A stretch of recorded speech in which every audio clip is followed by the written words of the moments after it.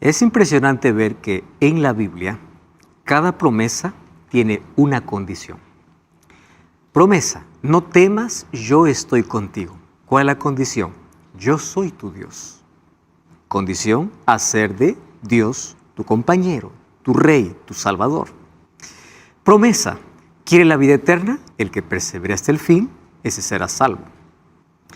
Promesa, sé fiel hasta la muerte y yo te daré la corona de vida. La parte humana es necesaria para el cumplimiento de cada promesa. Sin embargo, existe una promesa que no requiere de condición humana. Es la única promesa donde tú no tienes absolutamente nada que hacer para que se cumpla. ¿Sabes cuál es esa promesa? Vendré otra vez. Tú no tienes que hacer nada. Eso está dentro del plan de Dios. Yo vendré, estés preparado o no lo estés. Me esperes o no me esperes.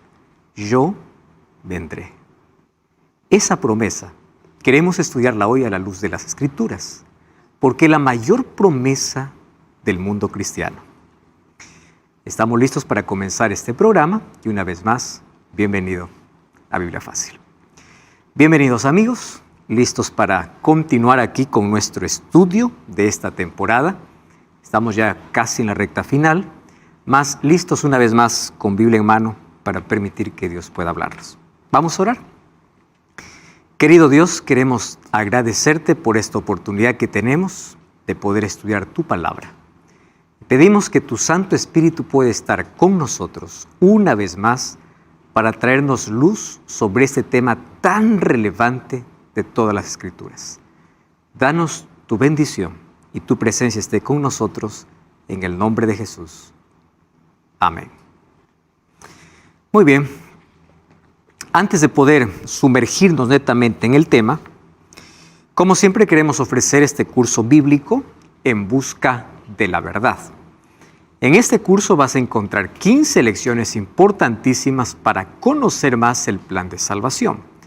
Y puedes solicitarlo de manera gratuita a nuestro WhatsApp más 5512 98 100 14 60, o también tú puedes ingresar a estudielabiblia.com.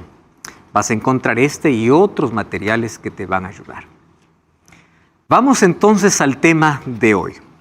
Hoy vamos a hablar sobre el regreso de Jesús. ¿Por qué es tan importante entender el regreso de Jesús? Porque el regreso de Jesús es la culminación del plan de salvación. De nada sirve que Jesús haya venido la primera vez a dar su vida si es que no vuelve por segunda vez para llevar a los que aceptaron su sacrificio. En la Biblia yo encuentro la promesa de la segunda venida desde los primeros capítulos. ¿Dónde está la promesa? Cuando vamos a la primera profecía de la Biblia, encontramos en Génesis capítulo 3, versículo 15. Una enemistad entre la mujer y la serpiente, que apenas eran símbolos de el pueblo de Dios y Satanás. Y allí comenzó ese conflicto tremendo. Sin embargo, la promesa es que de la mujer nacería un descendiente y ese descendiente aplastaría en la cabeza a la serpiente. El primer pisotón, ¿dónde recibió? Cuando Jesús murió en la cruz, porque acabó su dominio para siempre, dominio de Satanás. Pero el aplastón final, mortífero, donde desaparecerá para siempre esa serpiente, que es símbolo de Satanás, obviamente, es después de su segunda venida. Entonces, la segunda venida forma parte del plan completo de salvación. ¿Cuál es la seguridad de que Cristo vuelve por segunda vez? Porque ahí viene, ¿no?, la pregunta. Tanto tiempo ya pasó, tantas cosas sucedieron, las cosas siguen igual. ¿Cuál es la seguridad que me da que viene por segunda vez? Su primera venida. Esa es la seguridad. Saben que en el Antiguo Testamento encontramos más de 6,000 versículos que hablan sobre la primera venida de Jesús. Detalles sobre Jesús. Dónde nacería, cómo moriría, qué cosa es lo que haría, qué palabras diría en la cruz, y todas ellas se cumplieron en su primera venida. Sin embargo, sobre la segunda venida de Jesús encontramos aún más referencias. Y hoy vamos a estudiar aquellas referencias porque es uno de los temas más importantes de la Biblia, el regreso de Jesús. Es interesante notar que todos los grupos religiosos esperan la llegada de alguien para rescatar el planeta. Estamos hablando de diferentes religiones. Nosotros a veces confundimos el término, ¿no? Religión con una denominación. La verdad, religiones en el mundo no hay más de 9 religiones. Todas las otras son denominaciones religiosas dentro del grupo mayor. Dentro del cristianismo hay más de 40,000 denominaciones, ¿no? Dentro del judaísmo existen también allí sus variantes. El islamismo también, el budismo también. Entonces, hay de las religiones más representativas, obviamente, encontramos, por ejemplo, de los musulmanes. Ellos están esperando al Imam Mahdi. Los budistas están esperando al señor Maitreya, que sería un nuevo Buda. Los hinduistas están esperando a Bodhisattva o Krishna. Y los judíos están divididos, obviamente, en 2 grupos. Los más ortodoxos están esperando al Mesías y los más liberales están esperando una era mesiánica. Cuando hablamos del espiritismo, también están esperando ellos. Mas ellos, el espiritismo está esperando un maestro cósmico en la era del Acuario, porque ellos dividen a la historia de la humanidad por eras. Entonces, en la era del Acuario aparecerá un maestro cósmico. El asunto es que todas las religiones están esperando a alguien y el cristianismo está esperando a Jesús. Valeria. Como que acabaría la vida terrenal, sería como el fin del mundo. Exactamente. Bien. La venida de Jesús marcaría el punto final a la historia de la mayor tragedia. Sería cerrar el paréntesis que se abrió en Génesis 3 por causa del pecado. A partir de allí continuaría o comenzaría una eternidad. Aunque la eternidad no tiene comienzo, pero a partir de ahí ya se contaría un mundo o una existencia sin final. Bueno, todos están esperando a alguien para rescatar el planeta y los cristianos esperan a Jesús. Solo que dentro del cristianismo hay diversas teorías, argumentos en cuanto al regreso de Jesús. Y eso es lo curioso, ¿saben por qué? Porque se supone que el mundo cristiano tiene como base la Biblia. Y eso lo dijimos desde los primeros programas. ¿Cómo es posible que la Biblia, hablando de la segunda venida de Jesús, existan varias teorías sobre la venida? Y esta es una de las mayores estrategias diabólicas. Y ya mencionamos en el transcurso de estos programas de que nuestro problema es no aceptar la Biblia como autoridad final. Entonces, cuando yo no acepto la Biblia como autoridad final, yo voy a aceptar cualquier argumento.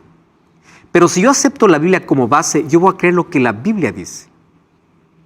Ahora, ¿cómo esperan los cristianos? Primero, algunos piensan que vendrá de forma visible, otros piensan que vendrá en secreto para robar a su pueblo. Eso se llama el rapto secreto. Unos piensan que vendrá antes del milenio, otros piensan que vendrá después del milenio. ¿Qué cosa es el milenio? 1000 años que menciona el libro de Apocalipsis capítulo 20. Para algunos ese milenio será antes de la venida de Cristo, para otros después de la venida de Cristo. El tema del milenio lo estudiaremos en nuestra próxima lección. Pero hoy nos centraremos en cómo los cristianos esperan la venida de Jesús. La venida de Cristo es la doctrina fundamental de las Escrituras y uno de los temas centrales del libro de Apocalipsis. Mencionamos que de las 2500 promesas en la Biblia, por lo menos 380 en el Nuevo Testamento hablan sobre la venida de Jesús. ¿Saben qué significa eso? Que en el Nuevo Testamento, 1 de cada 25 versículos dice que Jesús viene. O sea, el tema es tan relevante. La venida de Jesús es el foco, el eje central. Pero ¿cómo es que hoy la gente imagina el fin del mundo. Para el cristiano debe estar claro que el fin de este planeta es la venida de Cristo. Sin embargo, la mayoría todavía tiene en su mente que el fin del mundo vendrá por un asteroide, el fin del mundo por una pandemia, el fin del mundo por invasión extraterrestre. Todo eso nos vendieron las películas, ¿no? Hollywood se encargó de poder colocar en la mente incluso la palabra apocalipsis como terror en lugar de esperanza, y en lugar de colocar cómo será la venida de Jesús, de tergiversar la idea más linda de cómo vendría a través de fantasías. Mas, ¿cómo nos enseña la Biblia que vendría Jesús? La promesa está en Juan capítulo 14, versículo 1 al 3, es el texto más conocido dentro del mundo cristiano, y ese texto dice así: no se turbe vuestro corazón, creed en Dios, creed también en mí. En la casa de mi Padre muchas moradas hay. Al decir que en la casa del Padre hay muchas moradas, significa que la casa está lista, la morada está hecha. Si así no fuera, yo os lo hubiera dicho: voy a preparar lugar. No va a preparar morada porque morada está, ya están. Voy a preparar lugar para vosotros. Si me fuere y os prepararé lugar, vendré, tomaré a mí mismo para que donde yo estoy, vosotros también estéis. Esa es la promesa clave. ¿Cuándo Jesús lo dijo? Jesús lo dijo minutos antes de ir al Getsemaní.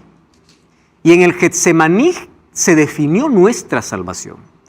Porque Jesús pudo haber renunciado y pudo haber dicho: Señor, yo no quiero beber esta copa. Cuando hablamos de la copa estamos hablando del sufrimiento y yo me voy. Pero su oración en el Getsemaní fue: hágase tu voluntad. Y él entendió que la voluntad del Padre era continuar con el plan. El sufrimiento y la cruz serían necesarios.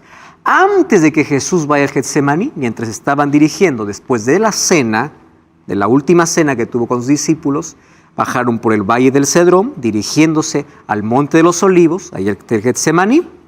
Jesús le dice: no se turbe vuestro corazón, yo voy a volver. Allí Jesús menciona la mayor promesa, y esta promesa mantuvo viva la fe de millares en el pasado como en el presente. ¿Cómo vendrá Jesús? La venida de Jesús por lo menos tiene 4 características relevantes, 5 características relevantes. La primera característica de la venida de Jesús, la Biblia es clara. Hechos capítulo 1, versículo 11 dice así: varones galileos, ¿por qué estáis mirando al cielo? Este mismo Jesús que ha sido tomado de vosotros al cielo, así vendrá como lo habéis visto ir. Si ustedes prestan atención, aquí hay un detalle importante sobre cómo vendría Jesús. Así como lo habéis visto ir. Cuando alguien venga y me diga: Jesús ya vino de forma espiritual, yo le digo no, porque Jesús no fue de forma espiritual. Jesús fue de forma física. Cuando Jesús se elevó, más de 500 personas estaban mirando, los discípulos estaban perplejos y 2 ángeles aparecen. Ustedes que están mirando al cielo, este Jesús que ha sido levantado, así vendrá. Entonces viene la pregunta: ¿de qué manera vendrá Jesús? De manera personal, no de manera espiritual. Que algunos que piensen: Jesús está en espíritu. No, personal. Así como fue, así volverá. Mateo 25:31 dice: cuando el Hijo del Hombre venga en su gloria y todos los santos ángeles con él, se sentará en su trono de gloria. ¿Cómo se fue Jesús? ¿En secreto o visible? Visible. ¿Cómo volverá Jesús? ¿En secreto o en gloria? En gloria. Entonces, aquella idea de que Jesús vendrá calladito, en secreto, no es bíblica. Es totalmente antibíblica. Y luego vamos a mostrar por qué y dónde están las raíces de otra creencia. Aquí viene la segunda característica. Entonces, la primera característica es personal, la segunda es visible. Mateo 24:27, como el relámpago que sale del oriente, se muestra al occidente, así será la venida del Hijo del Hombre. Relámpago, para que alguien diga que hubo relámpago, tuvo que ver, visible. Apocalipsis 1:7 dice: aquí que viene con las nubes y todo ojo lo verá, aún los que lo traspasaron, y todos los linajes de la tierra harán lamentación por él. Sí, amén. Cuando nosotros vamos al libro de Apocalipsis, encontramos de manera trágica en sí la vuelta de Jesús. Dice que el cielo se enrollará como un pergamino, las peñas caerán, todo será una convulsión en ese momento, desesperación para algunos, esperanza para otros, pero el asunto es que Jesús viene de manera visible. Todos serán testigos. Número 3, tercera característica del regreso de Jesús, será glorioso. La venida de Jesús será gloriosa. Mateo 24, 30 y 31 dice así: entonces aparecerá la señal del Hijo del Hombre en el cielo, y entonces lamentarán todas las tribus de la tierra, y verán al Hijo del Hombre viniendo sobre las nubes una vez más, con poder y gloria, y enviará a sus ángeles con gran voz de trompeta, juntará a sus escogidos de los 4 vientos, de un extremo hasta el otro. Cuando Jesús viene, viene con todos los ángeles. ¿Cuál es el número de los ángeles? No sabemos, son millares. Ahora es interesante, ¿por qué vienen los ángeles? Cuando vamos al libro de Apocalipsis capítulo 8, encontramos que en la abertura del 7º sello, dice que el cielo queda vacío por 1 hora. Y como Apocalipsis es un libro profético, nosotros al ir a estudiar neta la profecía, encontramos que 1 hora en sí equivale en profecía a 1 semana, ya que un día equivale a 1 año en profecía. Entonces, cuando dice que habrá en el cielo silencio como 1 hora o como media hora, quiere decir que el cielo se queda vacío. ¿Y por qué se queda vacío? Porque todos los ángeles vienen. ¿Y cuál es la función de los ángeles? Ustedes saben que hoy, por diferentes circunstancias de la vida, todos estamos distantes, estamos separados. Puede ser que tengamos familiares que fallecieron, están en otro país. Nuestra familia puede estar distribuida en cualquier parte. Cuando Jesús venga, los ángeles tendrán la función de poder juntar a las familias, de poder entregar a los seres queridos, aquellos que murieron y resucitan cuando Jesús viene, a aquellas personas que están vivas para ese momento, obviamente, para ese grande reencuentro. Entonces, la función de los ángeles es acompañar ese momento glorioso de emoción por ver a Jesús y por el reencuentro con tanto familiar distante o personas que ya fallecieron. Por eso es que Jesús viene con todos sus ángeles para juntar a todos sus escogidos. Número 4, la cuarta característica es que la venida de Jesús será dramática. Y aquí está el texto de Apocalipsis capítulo 6, versículo 14 al 17, dice: el cielo se desvaneció como un pergamino que se enrolla, todo monte y toda isla se removió de su lugar, los reyes de la tierra, grandes, ricos, capitanes, poderosos, siervos, libres, se escondieron en las cuevas y entre las peñas de los montes, y decían a los montes y peñas: caed sobre nosotros y escondednos del rostro de aquel que está sentado sobre el trono de la ira y del Cordero. Desesperación por un lado, por otro lado alegría. Ese es el final, ¿verdad? Porque cuando Jesús venga ya todos los casos están determinados. Ahí no hay más arrepentimiento. Veremos eso en el tema del juicio. El juicio terminará, la primera fase de juicio, antes de la venida de Jesús. Cuando Jesús regrese, el caso de cada ser humano ya está decidido. Entonces, aquellos que no se prepararon son aquellos que gritan y dicen: caed sobre nosotros. Preferimos ahora la muerte que ver a aquel que está viniendo. ¿Y por qué no lo quieren ver? Porque aquel que viene no es alguien desconocido. Es alguien que ellos siempre rechazaron en la vida. Ellos saben quién es. Y finalmente, la venida de Jesús será audible. Muy bien.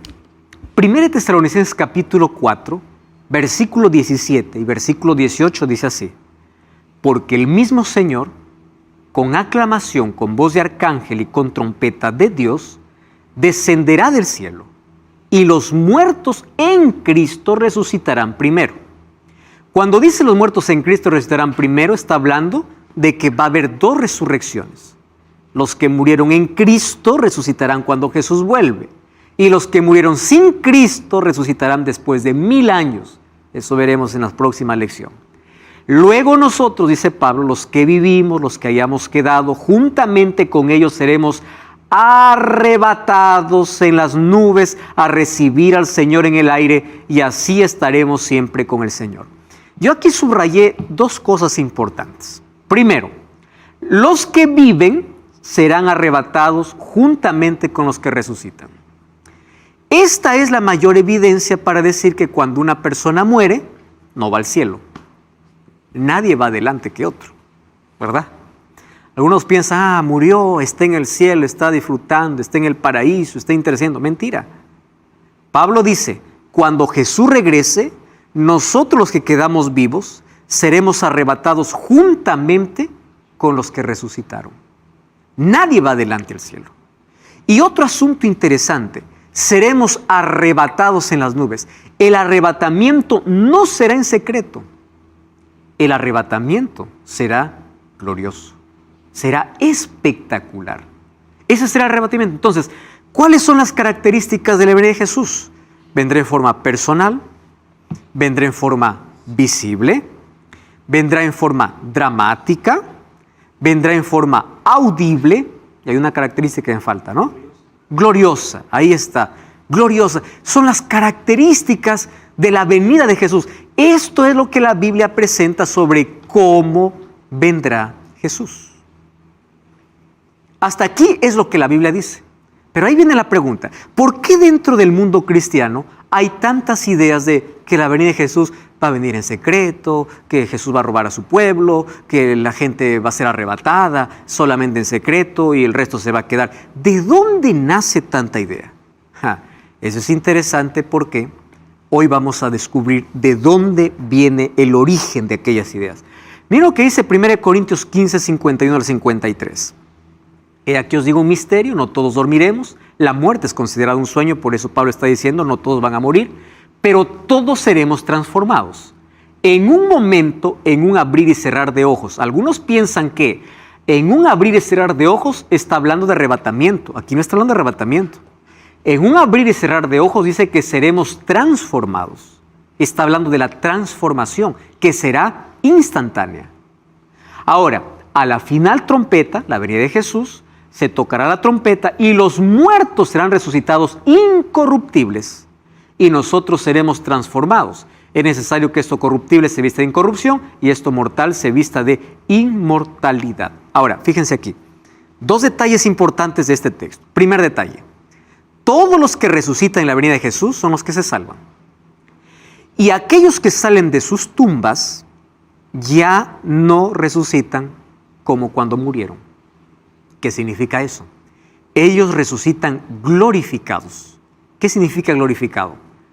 Con el cuerpo perfecto con el cual va a estar toda la eternidad. Si alguien murió sin un brazo, resucitará con los 2. Si alguien murió con alguna enfermedad terminal, resucitará sano. Si alguien murió con algún defecto físico, resucitará perfecto. La pregunta es, cuando nosotros seamos glorificados, ¿cómo nos conoceremos? ¿Cambiaremos completamente? No. Conservaremos características únicas que harán que nos podamos reconocer. Sin embargo, toda mancha que el pecado trajo, toda deformación que el pecado trajo, será totalmente eliminado. Y a partir de allí comenzaremos una nueva historia. Y allí lo segundo, nadie va al cielo con este cuerpo corruptible. ¿Qué significa corruptible? Con esta naturaleza de pecado, con estas células que envejecen y mueren. Nadie irá con esta mente allí ensombrecida por el pecado. Nadie. Seremos transformados. Dios colocará en nosotros al 100% la naturaleza perfecta. Nuestro cuerpo, nuestra mente, todo será perfecto, así como cuando salió de las manos de Dios, en el caso de Adán. Eso se llama glorificación. Muy bien. ¿Qué sucede entonces? ¿Por qué algunas personas piensan así? A pesar de que la Biblia dice que Jesús vendrá de manera personal, visible, gloriosa, dramática y audible, ¿por qué muchas personas piensan que Jesús vendrá de otra manera? Déjenme contarles de manera breve lo que hizo Satanás para interrumpir la primera venida de Jesús. ¿Quiénes eran los que tenían los rollos de los profetas y de las profecías? El pueblo de Israel, ¿verdad? Ellos estudiaban las profecías. Ahora préstenme atención. Si ellos que estudiaban las profecías de la venida de Jesús lo tenían tan claro, ¿por qué cuando Jesús vino nadie lo esperó? Si todas las profecías anunciaban dónde iba a nacer. Las profecías anunciaban cómo y a qué misión o qué misión iba a cumplir. Cuando vamos a Juan capítulo 1, versículo 11, dice, y a los suyos vino y los suyos no le recibieron. O sea, no estamos hablando del mundo pagano, más bien los que fueron a reconocer al Mesías, ¿quiénes fueron? Reyes magos o gente del oriente, del otro lado. Y más bien el pueblo que tenía el conocimiento de la profecía, no lo esperó. ¿Por qué creen que sucedió eso? Por la misma razón por la cual Satanás está trabajando hoy antes de la segunda venida de Cristo. ¿Cuál es la estrategia del diablo? Para que nadie espere a Jesús, tanto en su primera venida como en su segunda venida, Satanás hace que la gente pueda esperar un Jesús equivocado. ¿Qué significa un Jesús equivocado? Los judíos no esperaban un Jesús sufriente, los judíos esperaban un Jesús político. Y hoy, para la segunda venida de Jesús, Satanás armó nuevamente el plan. No están esperando un Jesús que venga en gloria, sino un Jesús que venga a robar. ¿Entienden? Lo que hace Satanás es confundir la mente incluso del mundo cristiano, de aquel que tiene la palabra. En el caso de la primera venida, los judíos tenían la palabra; en el caso de la segunda venida, los cristianos tienen la Biblia, para que puedan esperar un Mesías diferente. Ya te mostramos aquí cuáles son las características de la venida de Jesús. La pregunta es, si tú eres cristiano y crees que Jesús va a venir en secreto, va a venir a robar, ¿de dónde nació esa idea? Mucho cuidado. Hoy vamos a ver cuál es el origen y cuál es el peligro de creer en ello. No cambies el canal, vamos a una breve pausa y ya regresamos. Biblia Fácil.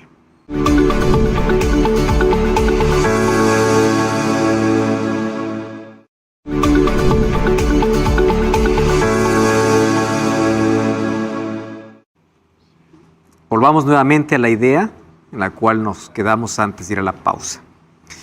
Satanás elaboró una estrategia para que nadie pueda esperar a Jesús. Los judíos, a pesar de tener la verdad, la Torá, la Biblia, las profecías, ellos esperaron un Mesías equivocado. Por eso es que cuando Jesús vino, nadie lo esperó. Y nadie lo reconoció como el Mesías. ¿Por qué? Si tenían la verdad. Porque a pesar de leer la verdad, ellos colocaron su pensamiento por encima de las profecías. Y toda la vida esperaron un Mesías político que vendría a subyugar, a darle libertad, subyugar a Roma, darle libertad a ellos, cuando las profecías hablaban de un Mesías sufriente. Para la segunda venida de Jesús, Satanás hace lo mismo.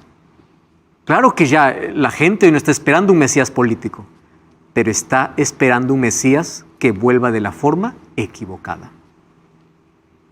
La Biblia dice que Jesús vendrá de forma visible, gloriosa, audible, personal, dramática, o sea, da las características. ¿Por qué entonces piensan que Jesús vendrá en secreto para robar?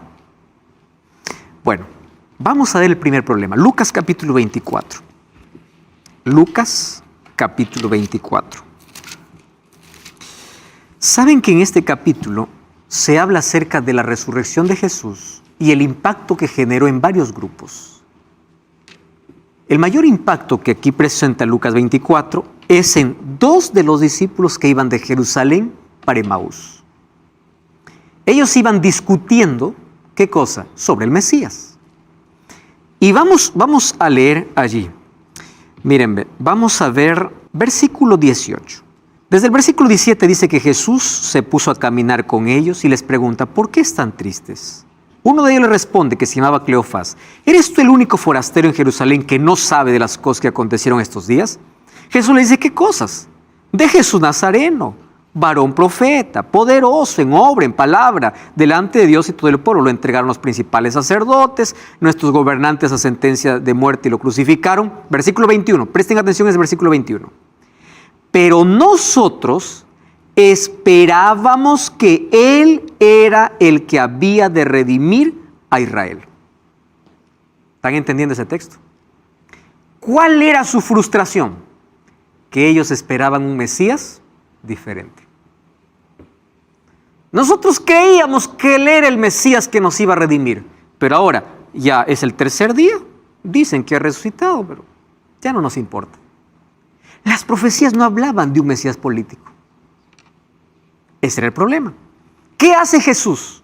Me gusta la manera como Jesús desvenda los ojos. Vamos al versículo 25.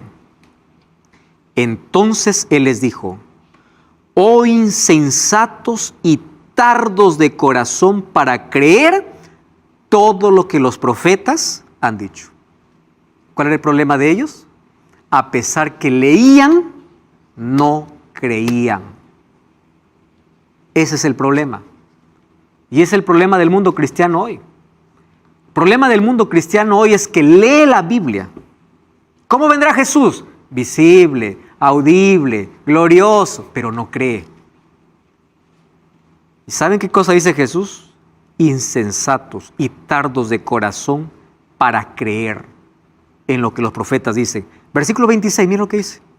¿No era necesario que el Cristo padeciera estas cosas y entrar en su gloria? ¿Cuál es la manera como Jesús nos explica? Versículo 27. Y comenzando desde Moisés y siguiendo por todos los profetas, les declaraba en todas las escrituras lo que de él decía. ¿Qué hace Jesús? Les da de nuevo un estudio bíblico a gente que dizque ya conoce la Biblia. Curioso, ¿no? A ver, les voy a refrescar la memoria. ¿Qué decía Moisés? ¿Qué decía David? ¿Qué decían los profetas? ¿Por qué ustedes están esperando otro Mesías? Lo mismo sucede hoy, solo que hoy ya no tendremos la oportunidad que tuvieron estos discípulos. La segunda venida ya no hay más oportunidad. Y Satanás está desviando el foco de la venida de Jesús en gloria y majestad a una venida secreta. Ahora presten atención, ¿de dónde nace esa idea? Porque este engaño se está intensificando. Daniel capítulo 9, yo no voy a explicar esta profecía, más si tú tienes interés en explicar, puedes buscar Biblia Fácil. Daniel explicó toda la profecía, pero este argumento sobre el rapto secreto tiene su origen en una interpretación de Daniel capítulo 9. Daniel capítulo 9 habla acerca de 70 semanas que son cortadas de un periodo mayor de 2300 años. No les voy a emborrachar aquí con fechas, obviamente, pero esas 70 semanas estarían determinadas por el pueblo judío. Esas 70 semanas estarían divididas en 3 periodos. El primer periodo, con la orden para reconstruir los muros de Jerusalén, comenzó el año 457 y terminó en el año 408. De ahí el segundo periodo abarcaría el ungimiento del Mesías. ¿Y el ungimiento del Mesías cuándo sería? En el año 27. El ungimiento o el bautismo de Jesús en el año 27 dice que después de eso se contará una semana. Y una semana en profecía son 7 años. Y a la mitad de semana se hará cesar el sacrificio. O sea, a la mitad de semana, en el año 31, Jesús muere. Ustedes van a ver que en las profecías hay un reloj exacto de Dios. Entonces Jesús se bautiza en el año 27, Jesús muere en el año 31, ¿y qué sucede en el año 34? Porque en el año 27 más 7 son 34. En el año 34 muere el primer mártir cristiano llamado Esteban. Con la muerte de Esteban, el pueblo judío pierde el privilegio especial de ser la nación escogida por Dios para ser la luz del mundo. Y el privilegio pasa para todos los gentiles y Dios levanta al apóstol de los gentiles llamado Pablo. Ahora fíjense, ¿cuál es la interpretación? La interpretación es que de las 70 semanas, en el reloj profético, mientras está avanzando, cuando llega la semana 69, el reloj se para. Supuestamente, yo no sé de dónde sale esa idea. ¿Y por qué se para? Porque no sé de dónde sacaron la idea de que Jesús vino a establecer un reino terrenal. Y esto es totalmente equivocado, porque Jesús sabía cuál es su misión. Incluso más de una vez quisieron coronarlo y Él no permitió.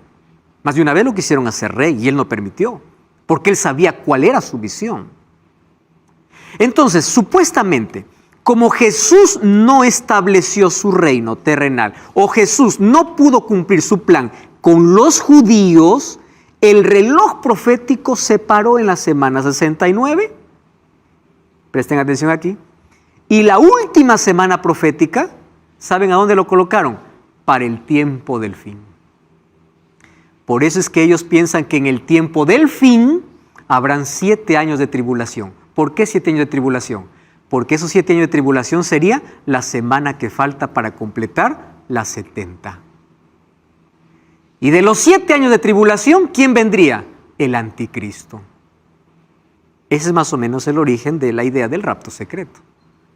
Una semana de profecía que debió cumplirse, supuestamente el reloj se paró y Dios dejó su plan para Israel y ahora pasó con un nuevo plan para los gentiles. En ese sentido, Dios tendría 2 planes de salvación, Dios tendría 2 esposas, sería más o menos un polígamo espiritual, ¿no? Dios tendría su pueblo, que es Israel, y su pueblo espiritual, que son los gentiles. Yo no sé de dónde nace esta idea, ¿no? Porque el apóstol Pablo habla que nosotros llegamos a ser el Israel espiritual. Y donde debiera estar Cristo, ¿qué colocan? El anticristo.